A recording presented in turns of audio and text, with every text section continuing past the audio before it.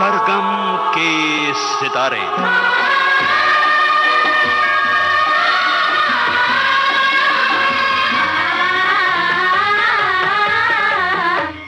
Film संगीत का सुरीला सफरनामा।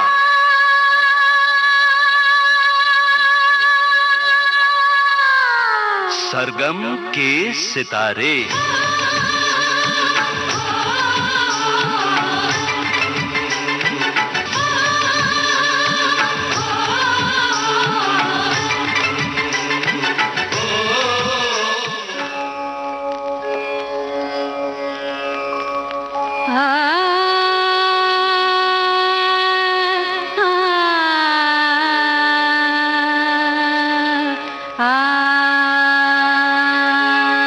उषा की लालिमा का विस्तार जब आकाश में होता है तो नई ऊर्जा के साथ आगमन होता है एक नए दिवस का। हिंदी फिल्म संगीत के आकाश में भी जागी उषा की यही लालिमा।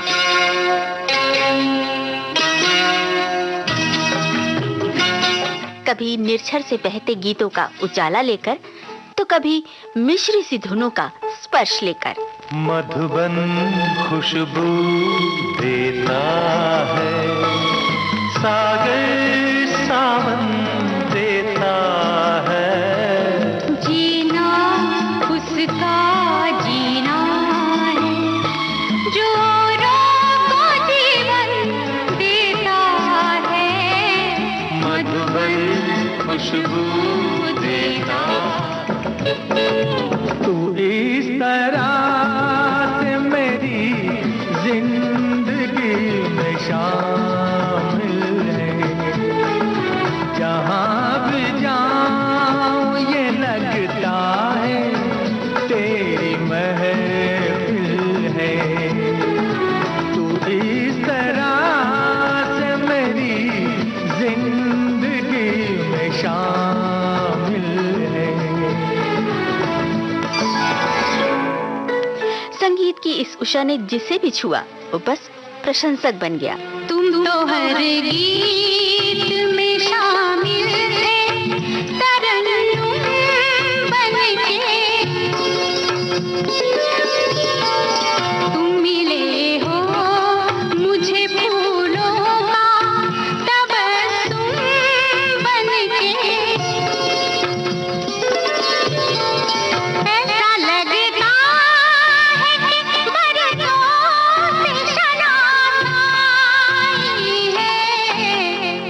अजनबी कौन हो तुम, जब से तुम्हें देखा है सारी दुनिया मेरी आँखों में सिमट आई है।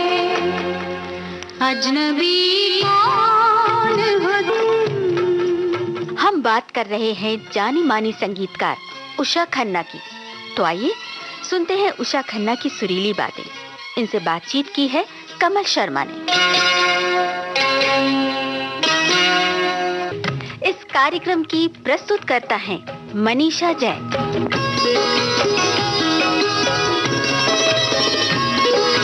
तो आइए सुनते हैं ये बातचीत।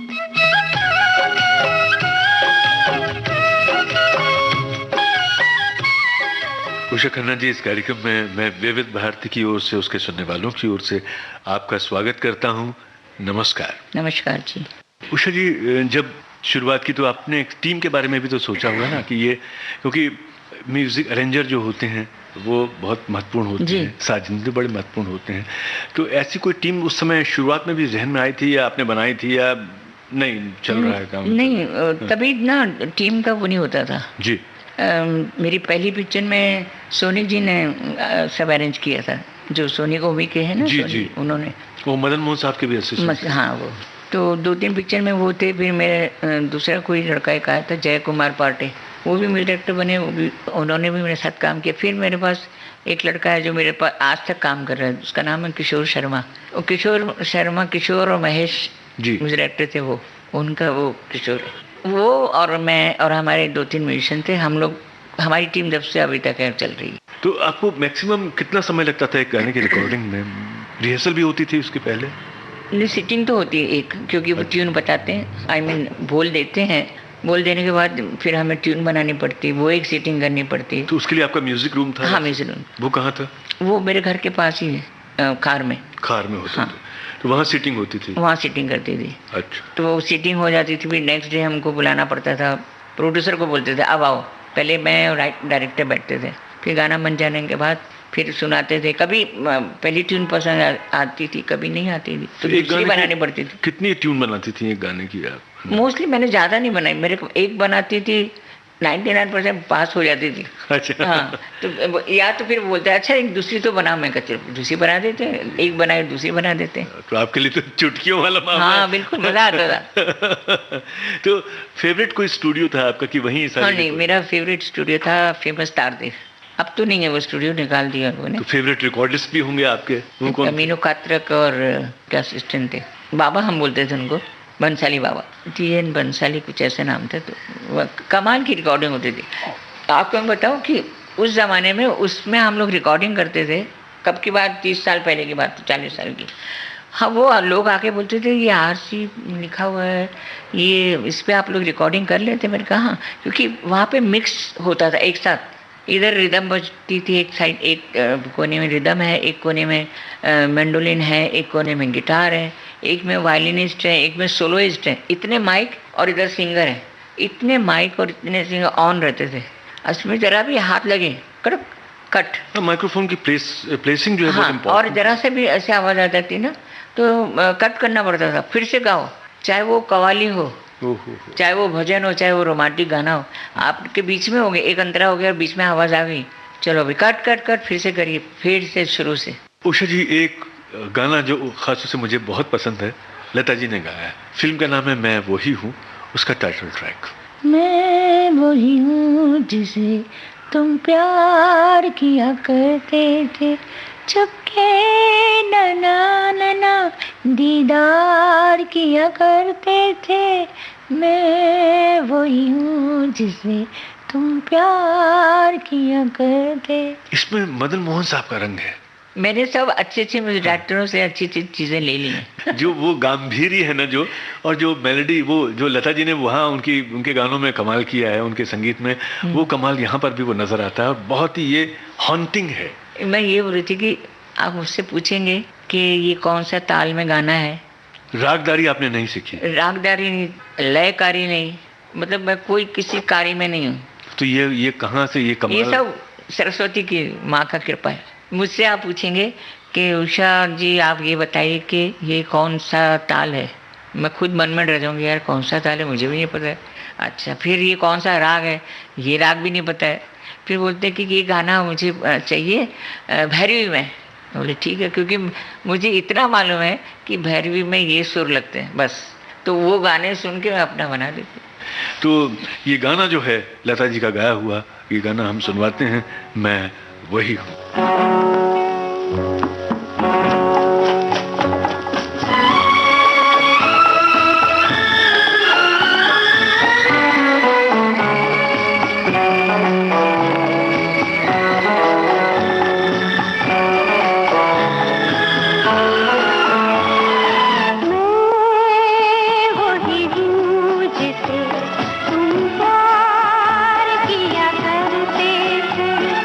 छुपके पहरों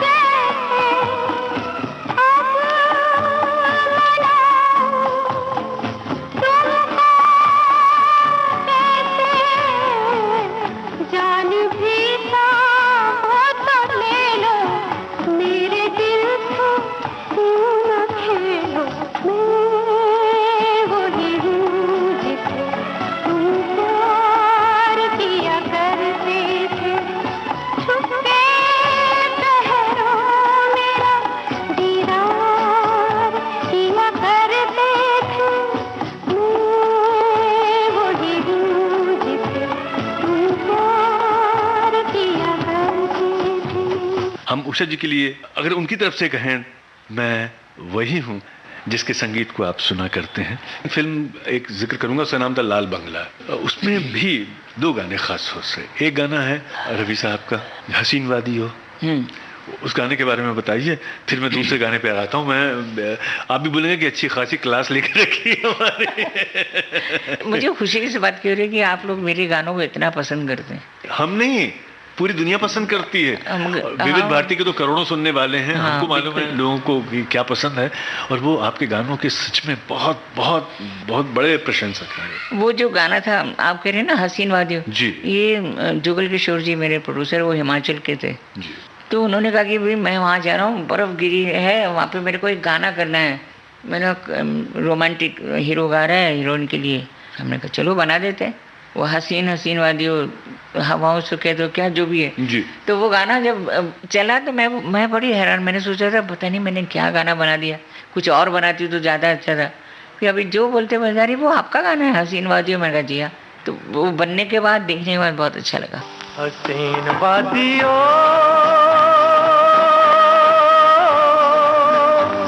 हसीन वादियों, फिजाओं से कह दो, हवाओं से कह दो, मेरा यार मेरा प्यार लेके आया है। हसीन वादियों,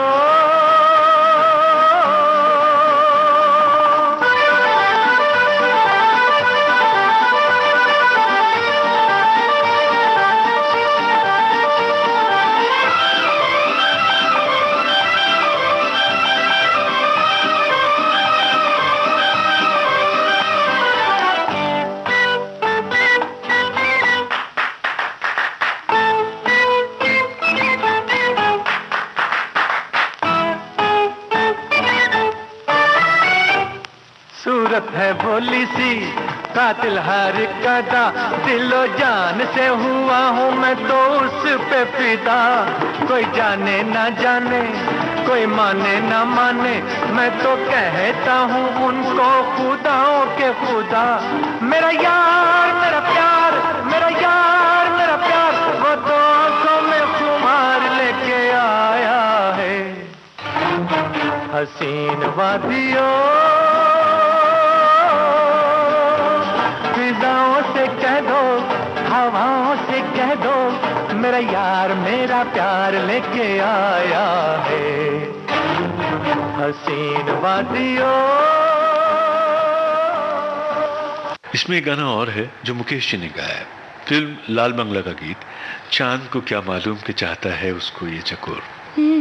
चांद को क्या मालूम चाहता है उसे कोई चकोर, वो बेचारा दूर से देखे, वो बेचारा दूर से देखे, करे न कोई शोर।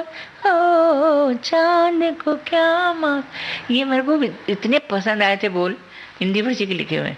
तो चांद को क्या मालूम चाहता है उसे कोई चकोर, मैंने कहा यार क्या सुंदर है, जो सोचा है शायद ने कितना बढ़िया सोचा। तो मैंने मेरे प्रोड्यूसर को कहा, उसने बोला एक गाना मुझे रिकॉर्ड करना तांगे के ऊपर। अब मैंने कहा अच्छा ठीक है, मैंने कहा मैं आपको गाना देती हूँ, ये बोल है। फिर अपने मन में सोचा, खुद बैठ जाती हूँ ना मैं तांगा चलाते वक्त, जब ट्यून बनाती हूँ तो मैं बोली ऐसे आँख बंद करके तांगा चला रही, ऐसा गाना होना चाहिए, और बन गया चांद को क्या मालूम। पहले खुद आपने विजुअलाइज किया? हाँ, वो करना नहीं करेंगे तो आप बना ही नहीं सकते गाना। अब मैं हीरोइन नहीं हूँ, पर मैं उस वक्त बन जाती हूँ। हमको नहीं मालूम था, लेकिन आज मालूम पड़ गया है ना, चांद को क्या मालूम। तो हमें बहुत अच्छी चीज़ बताई आपने। लाल बंगला फिल्म का ये गाना जो है मुकेश की आवाज़ में है, मुकेश जी ने बहुत ही दिल से गाया है और दिल से आपने तर्ज बनाई है।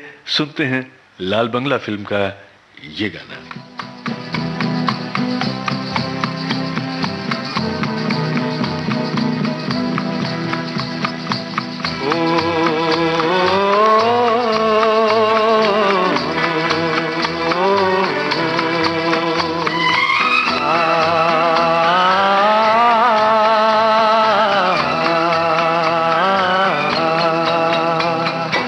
चांद को क्या मालूम चाहता है उसे कोई चकोर हो, चांद को क्या मालूम चाहता है उसे कोई चकोर।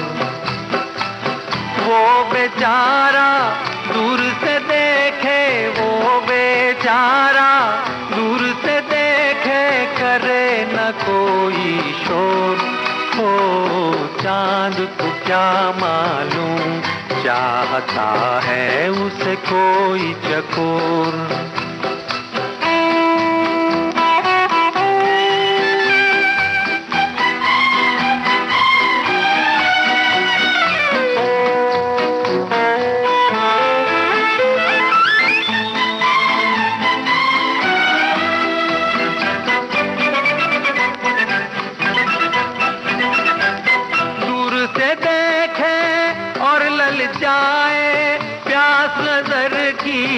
बढ़ती जाए, बढ़ती जाए, दूर से देखे और ललचाए, प्यास नजर की बढ़ती जाए। बदली क्या जाने है पागल किसके मन का मोर हो, चांद को क्या मालूम चाहता है उसे कोई चकोर।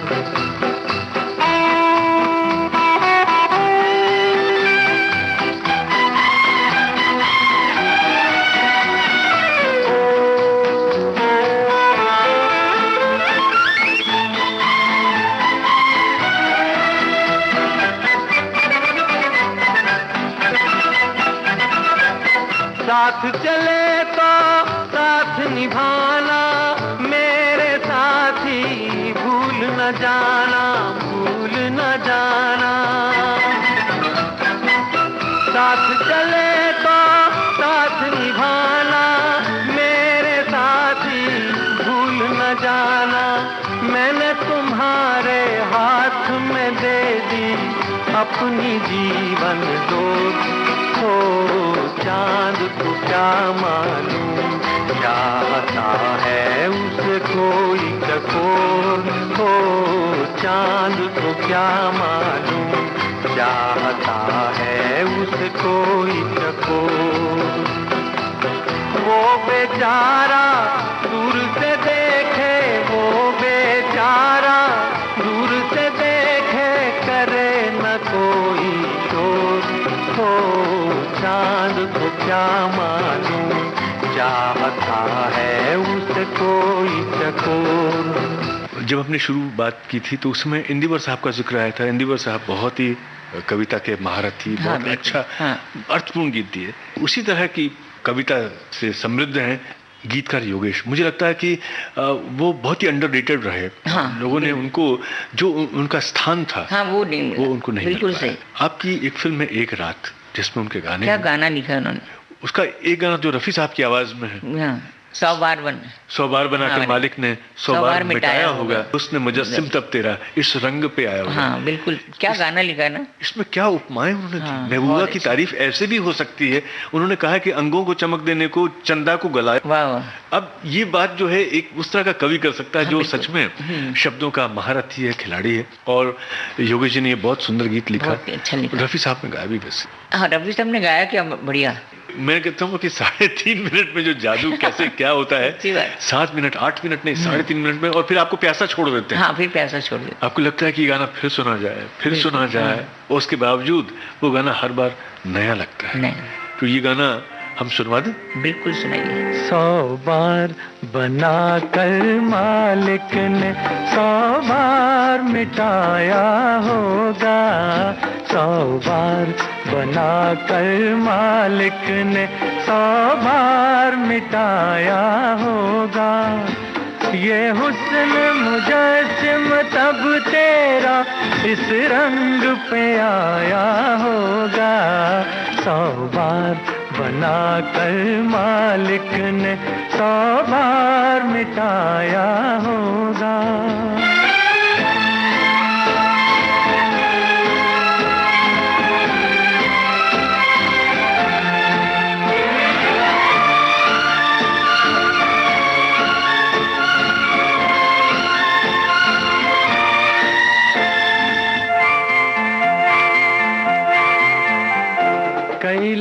लाल तराशे होंगे तब होंठ बनाए होंगे, कई लाल तराशे होंगे तब होंठ बनाए होंगे, दांतों की जगह पे मोती चुन चुन के लगाए होंगे, जुल्फें काली करने को बदली को जलाया होगा, ये हुस्न मुजस्सिम तब तेरा इस रंग पे आया होगा, 100 बार बना कर मालिक ने 100 बार मिटाया होगा।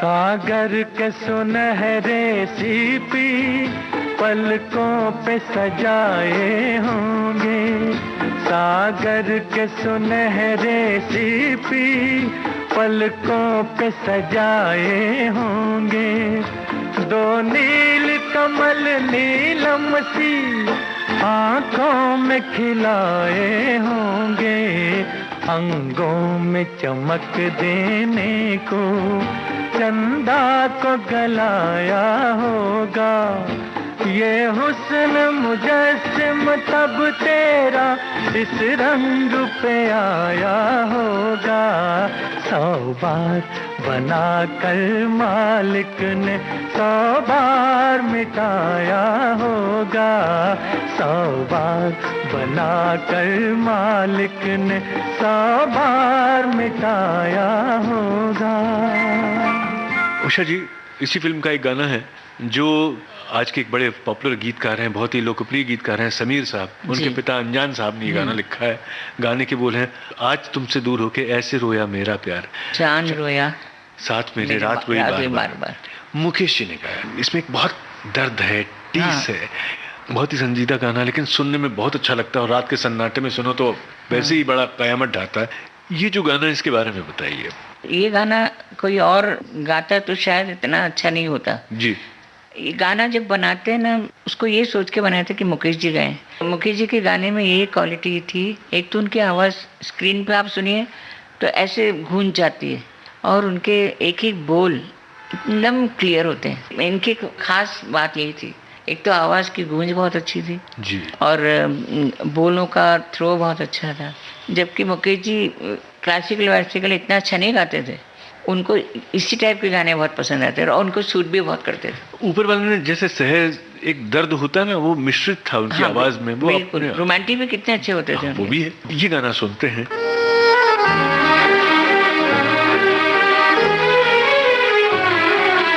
आज तुमसे दूर होकर ऐसे रोया मेरा प्यार, आज तुमसे दूर होकर ऐसे रोया मेरा प्यार, चांद रोया साथ मेरे, रात रोई बार बार, चांद रोया साथ मेरे, रात रोई बार बार।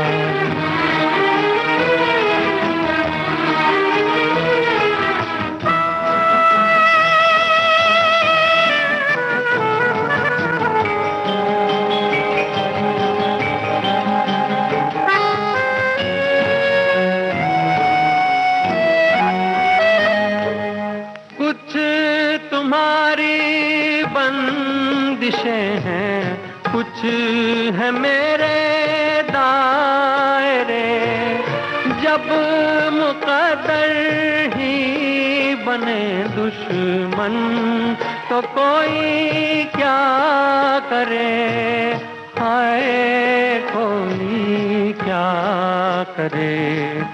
इस मुकद्दर पर किसी का क्या है आखिर इख्तियार, चांद रोया साथ मेरे, रात रोई बार बार। चांद रोया साथ मेरे, रात रोई बार बार।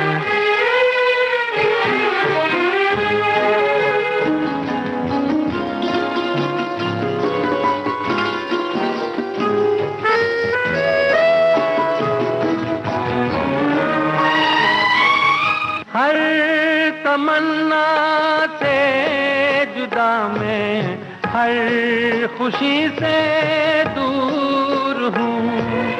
जी रहा हूँ क्योंकि जीने के लिए मजबूर हूँ।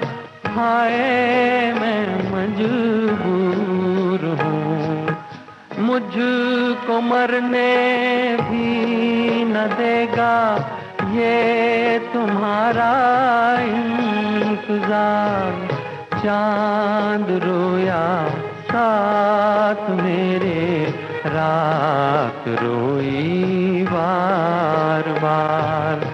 चांद रोया साथ मेरे, रात रोई बार बार। उषा जी, आपकी अपनी फिल्म का एक गाना है शबनम का, जो आपने गाया, मेरे ख्याल से वो हेलन जी पर फिल्माया गया है। हेलन जी पे, हाँ। उस गाने के बारे में बताइए, जो पूरा आपका सोलो है।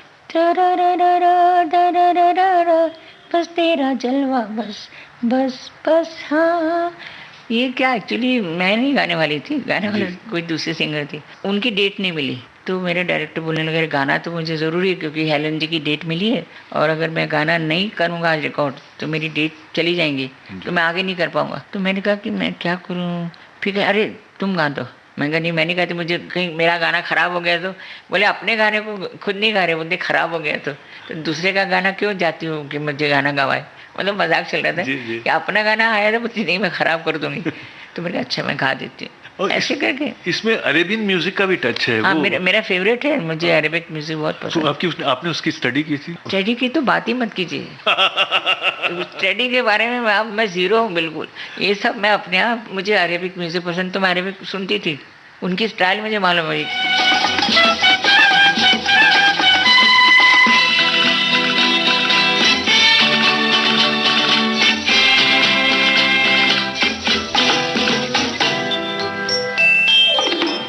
शबनम भी देखी, शोला भी देखा, शबनम भी देखी, शोला भी देखा, पर तेरा जलवा बस बस बस, हाँ। फूलों को देखा,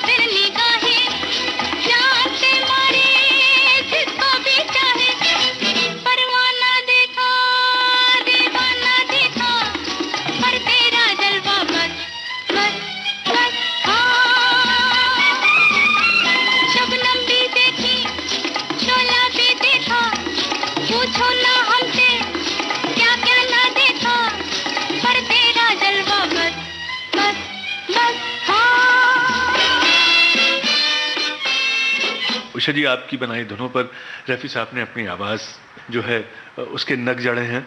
आपने किसी संगीतकार के निर्देशन में रफ़ी साहब के साथ में भी गाना गाया है। वो गाना बड़ा मशहूर है, ये दिल किसको दूं फिल्म का गाना है। प्यार का आलम। जी जी, इकबाल कुरैशी का ये थोड़ा सा गुनगुना, ये बहुत ही मीठा गाना, क्या एक्चुअली इसमें पूरा गाना तो रफ़ी साहब ने गाया था जी। वो एक जगह पे कुरैशी साहब ने कहा इकबाल जी ने कि उषा जरा, मैं स्टूडियो में थी, अच्छा, तो उन्होंने बोला कि भाई डायरेक्टर बोल रहे हैं कि इतना एक टुकड़ा चाहिए लड़की गाए, तो अभी मैं कहाँ से किसको बुलाऊं, मेरा गाना गा दोगी। मैंने कहा इकबाल सर मैं कहाँ इतना अच्छा गाती हूँ। नहीं नहीं नहीं प्लीज़, इतना सा टुकड़ा है। मैंने कहा अच्छा आ जाती हूँ। ऐसे खड़े खड़े जाके देखा रफ़ी साहब आओ जी क्या बात है। मैंने कहा मैं आपके साथ डुएट गाने आई हूँ। अरे वेलकम जी, बड़ा मज़ा आ गया। फिर वो प्यार का आलम हमने गा दिया। इतिहास ऐसे बनता है, ऐसे बनता है। फिर आने लगा याद वही प्यार का आलम, इनकार का आलम, कभी इकरार का आलम। फिर आने लगा याद वही प्यार का आलम, प्यार का आलम।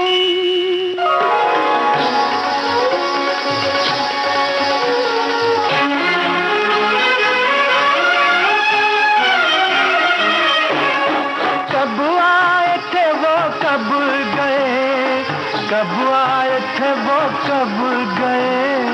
कब आए थे वो कब गए, कुछ याद नहीं है। आंखों में बसा है वही दीदार गालम। फिर आने लगा याद वही प्यार का आलम, इनकार का आलम, कभी इकरार का आलम, प्यार का आलम, प्यार का आलम। आपने कहा कि ये कैसे संयोग मिला और कैसे इस गाने में आपकी आवाज़ आई, उस संयोग के बारे में आपने बताया। लेकिन एक गाना और है, जॉनी मेरा नाम फिल्म का, देव साहब ने उसमें अभिनय किया।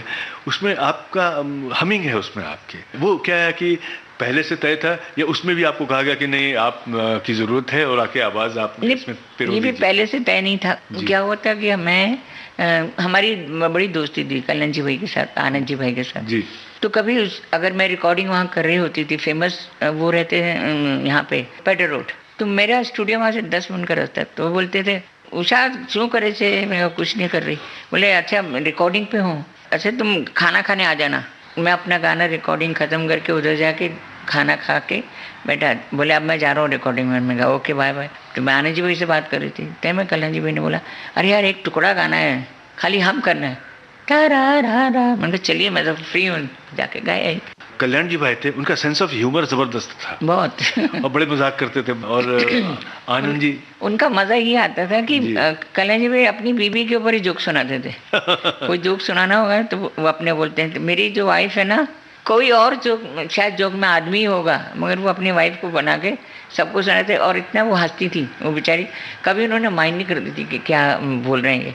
सीधी सादी औरत, ऊपर से फिर आनंद जी भाई अपने गप्पे खूब, हम लोग गप्पे मारते रहते थे। और इसलिए आना जाना मेरा बहुत था कि कल्याण जी भाई आनंद जी भाई के साथ मेरा रिलेशन जैसे घर में होता है ना, म्यूजिक डायरेक्टर का नहीं था कि भाई वो म्यूजिक डायरेक्टर हैं मैं कैसे जाऊं उधर। बल्कि कभी एक दिन हम लोग बैठे होते, कल्याण जी बोले अरे जरा ये अंतरा बनाना जरा, मतलब कुछ नहीं था, वो अपनी ट्यून बना रहे थे, मुझे बोलने लगे उषा जरा अंतरा कैसे बनाएंगे इसका जरा बताओ। तो कौन म्यूजिक डायरेक्टर बोलेगा किसी म्यूजिक डायरेक्टर को। मैंने बोला अच्छा बोला। तो आनंद जी बोले अरे ये ऐसे ही बोल रहे हैं तुमको। मैंने कहा बना भी दिया तो क्या फ़र्क पड़ता है। मैंने ऐसे ही कहा कि मैंने कहा अगर मैं बना दूँ तो कोई हर्ज नहीं है। क्या बात। तो कल्याण जी भाई हंस रहे थे। पल भर के लिए कोई हमें प्यार कर ले, झूठा ही सही। पल भर के लिए कोई हमें प्यार कर ले, झूठा ही सही। 2 दिन के लिए कोई इकरार कर ले, 2 दिन के लिए कोई इकरार कर ले, झूठा ही सही, पल भर के लिए कोई हमें प्यार कर ले, झूठा ही सही।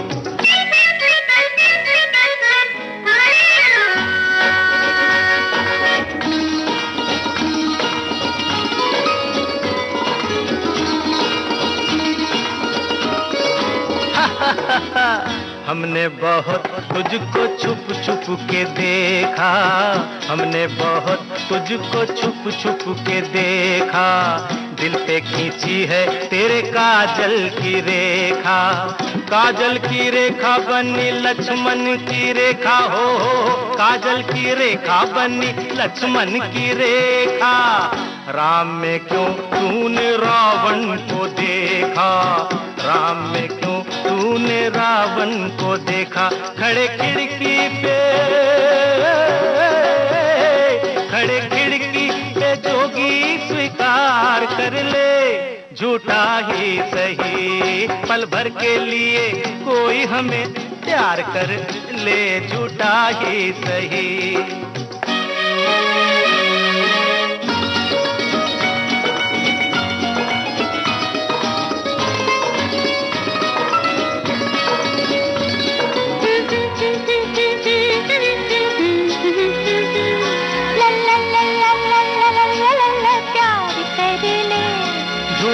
ही सही,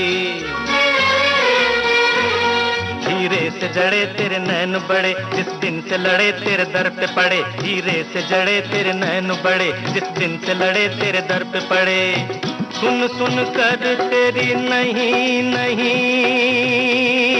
जान अपनी निकल जाए ये न कहीं, जरा हाँ कह दे मेरी जान कह दे, मेरी जान कह दे जरा हाँ कह दे, जब रैन पड़े नहीं चैन पड़े, नहीं चैन पड़े जब रैन पड़े, माना तू सारे हसीनों से हंसी है, माना तू सारे हसीनों से हंसी है, अपनी भी सूरत बुरी तो नहीं है, अपनी भी सूरत बुरी तो नहीं है, कभी तू भी हो कभी तू भी हमारा दीदार कर ले, झूठा ही सही, पल भर के लिए कोई हमें प्यार कर ले, पल भर के लिए कोई हमें प्यार कर ले। उषा जी, लोग बहुत स्थापित हो जाते हैं, कई बार वो जो न्यू कमर्स हैं उनको चांस देने से डरते हैं। फिल्म इंडस्ट्री में अक्सर लोगों को लगता है क्या रिस्क लेना, पता नहीं गाना चले ना चले, नए सिंगर्स जब आते हैं। आपने बहुत सारे लोगों को मौका दिया, उसमें सुलक्षणा पंडित ने गाया, हेमलता जी ने गाना गाया आपके लिए, शब्बीर कुमार ने साहब ने गाया, मोहम्मद अजीज़ ने आपके लिए गाना गाया, और भी बहुत सारे नाम हैं। तो क्या ये आपके मन में आता था कि जैसे मैंने एक रास्ता बनाया है, मुझे भी लोगों ने हेल्प की, मुझे भी नए जो लोग आते हैं, प्रतिभाएं आती हैं, उनको ऐसे हेल्प करनी चाहिए? मैंने हमेशा ये सोचा कि भाई अगर कोई सच में आवाज़ अच्छी लग रही है जी, तो उसको ब्रेक ज़रूर दूंगी। जैसे मुझे भी तो ब्रेक मिला था, मुखर्जी साहब ने जब मुझे बुलाया तो मेरे गाने पसंद किए तो मुझे चांस मिला। ऐसे मैंने सोचा कि ये इतने सिंगर्स हैं, उसमें मेरा सबसे देखिए शब्बीर कुमार सबसे पहले मैंने गवाया, फिर हेमलता, पंकज उदास जी तो फिल्म में मेरे पास आए पहले, फिर विनोद राठौर, फिर आज का चमकता हुआ सितारा सोनू निगम। सोनू निगम को पहली बार मैंने गवाया था। सोनू मुझे गाना सुनाने के लिए आया तो कहने लगा कि दीदी मतलब मैं सुनाना चाहता हूँ आपको गाना। मैं कहा हाँ ज़रूर आओ। मेरे रूम में आए, बैठा मेरे पास, मैंने कहा अच्छा सुनाओ। तो मेरे को लगा हाँ कुछ है, आग है। हाँ मेरे को लगा कि नहीं, हाँ सोनू बहुत अच्छा गा रहे हो तुम। मैंने कहा एक काम करो, कल मेरा बैकग्राउंड म्यूजिक था उस दिन, मैंने कहा तुम वहाँ आ जाना, मैं तुमसे गाना गवाऊँगी। तो कहने लगा कि ठीक है। बैकग्राउंड चल रहा था, वो आ गया। मैंने वहाँ पे उसको एक आलाप दिया, खाली छोटा सा आलाप, और उसने वो आलाप वहाँ पे गाया। वो साउंड मैंने सुन के सोच लिया था मैं इसको गाना जरूर गवाऊँगी। आपको अंदाज हुआ था कि ये जो है ये आगे जाकर के बिल्कुल बिल्कुल। मेरे को कई बार तो सोनू ने कहा भी मैं जा रहा हूँ वापस, मैंने यहाँ मेरे को नहीं। मैंने कहा सोनू जल्दी मत करो, तुम बहुत बड़े स्टार बनने वाले हो, क्योंकि मैंने दूसरे गाने भी गवा के देख लिया ना उसको फुल साउंड जी। तो उसकी टोन इतनी सुंदर थी। तो कहने लगा कि नहीं मैं जाता हूँ। मैंने कहा तुम जाओगे तो तुम बहुत गलत काम करोगे। बोला अच्छा नहीं। फिर एक दिन बताया अच्छा दीदी मैं अपना नाम बदल दूँ? मैंने कहा बड़ी गलती करोगे, सोनू नाम मत चेंज करना, ये तुम्हारा हिट नाम है। और अभी देखिए हिट है वो। उषा जी, स्वीकार किया मैंने, आपकी एक फिल्म आई थी, गीतकार ने गाना लिखा, उसने सुना, उसने आपसे कहा कि क्या कमाल आपने धुन बनाई है। गायक गायिका ने भी अपना रिएक्शन दे दिया। जिन पर फिल्माया गया है, कभी उन लोगों ने कहा कि भाई आपने क्या हमारे लिए गाना बनाया, बहुत बढ़िया गाना है? कहा है काफी लोगों ने जिनसे मिले। हाँ। जैसे राजेश खन्ना जी थे, जब चाय वाला गाना किए थे उन्होंने बड़ी तारीफ की थी। अच्छा। फिर ये स्वीकार किया मैं, शबाना जी हीरोइन थी, तो उन्होंने ये गाना बोला कि ये गाना बहुत अच्छा लगा। जब गाना अच्छा लगता है तो मैं सब कुछ भूल जाती हूँ। लता दीदी ने गाया कितना अच्छा। मैं जानना चाहता हूँ कि लता जी ने आपको क्या रेटिंग दी, उनकी तरफ से कितने मार्क्स मिले आपको? वो तो उन्होंने हमेशा मुझसे कहा अरे बहुत अच्छा गाना, ये बहुत अच्छा गाना, बहुत अच्छा। तो मैंने कहा अच्छा, मेरे अभी भी लता दीदी का रिकॉर्डिंग है, जाके मैं हारमोनियम में बैठूंगी, उनको गाना सुनाने, मेरी हवा बंद हो जाती, मैं घबरा जाती हूँ एकदम। और मैं गाना सुना कौन, तो वो दीदी बोली क्या हुआ तेरे को? दीदी नहीं, मेरे को पसीना आ जाता है आपके सामने गाने के लिए। अरे नहीं तू इतना अच्छा गाती, चल सुना बराबर। वो जैसे मैं गाती हूँ उसको किताब पे मार करती रहती हूँ। अच्छा। वो समझ जाती कि इसको यहाँ पे ऐसा कुछ चाहिए, यहाँ हरकत ऐसी हाँ, होनी, यहाँ तो ये डर रही है मेरे से, इसलिए ऐसा कर रही है। सुनते हैं ये गीत। अजनबी कौन हो तुम, जब से तुम्हें देखा है, सारी दुनिया मेरी आँखों में सिमट आई है। अजनबी कौन हो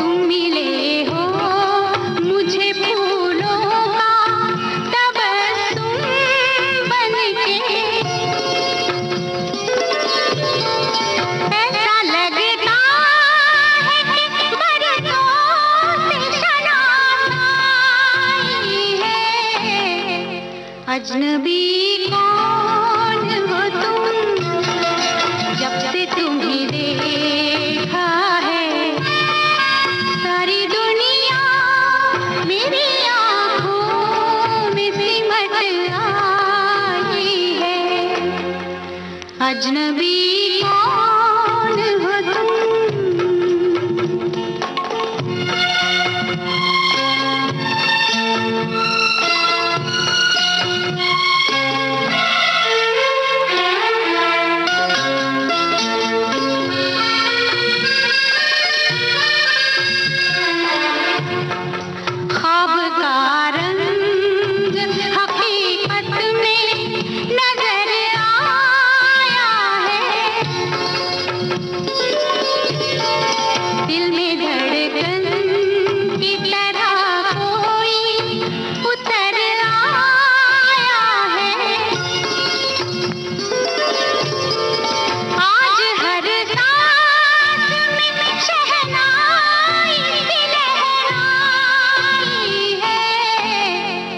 अजनबी कौन हो तुम, जब से तुम्हें देखा है, सारी दुनिया मेरी आँखों में सिमट आई है।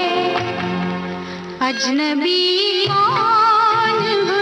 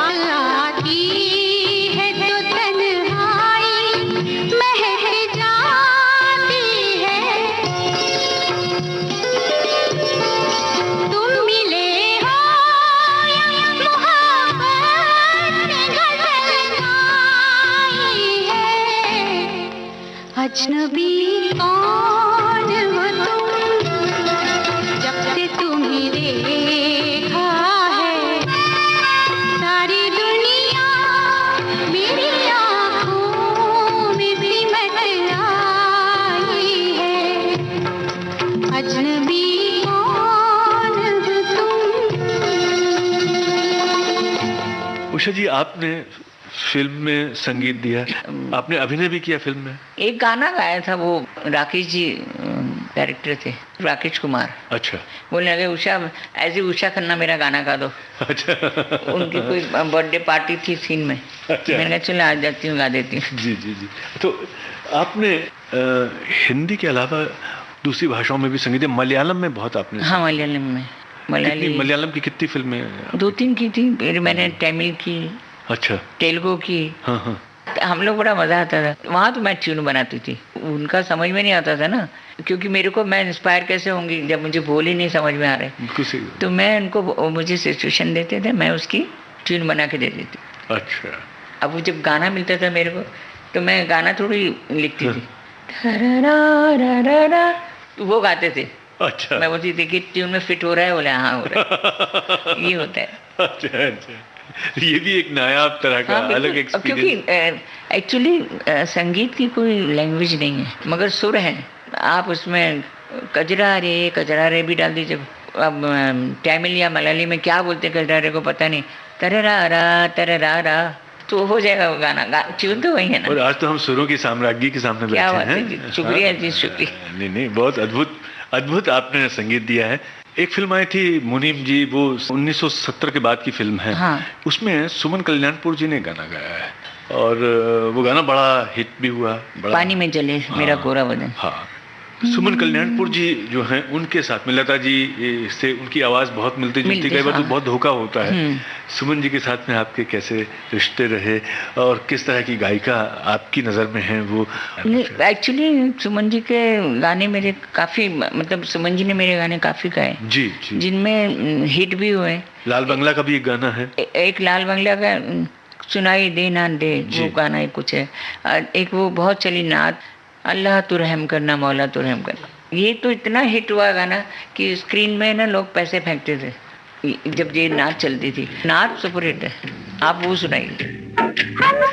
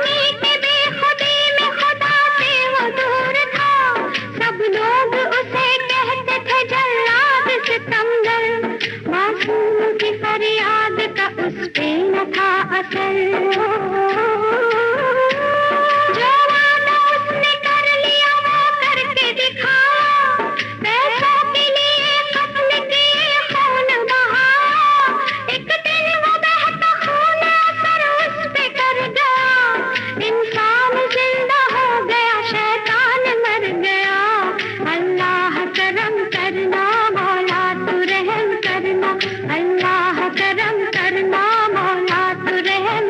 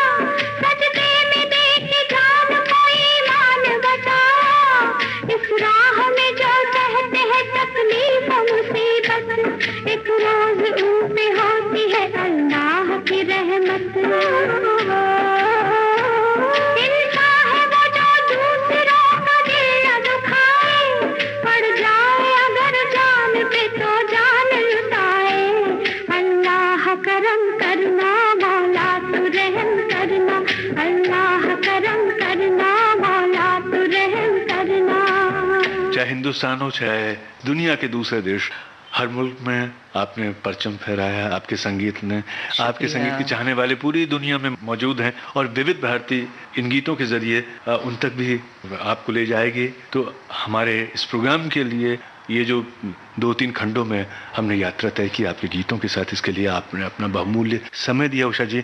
हम एक बार फिर से अपने तमाम सुनने वालों की ओर से, विविध भारती की ओर से आपका शुक्रिया अदा करते हैं, शुभकामनाएं देते हैं। धन्यवाद, नमस्कार। सरगम के सितारे प्रोग्राम में आज आपने सुना संगीतकार उषा खन्ना से कमल शर्मा की बातचीत का तीसरा और अंतिम भाग। चलने से पहले आपको बता दें, कार्यक्रम में तकनीकी सहयोग दिया समृद्धि नायक और गणेश शिंदे ने। विविध भारती की ओर से इस कार्यक्रम को आप तक पहुंचाया मनीषा जैन ने।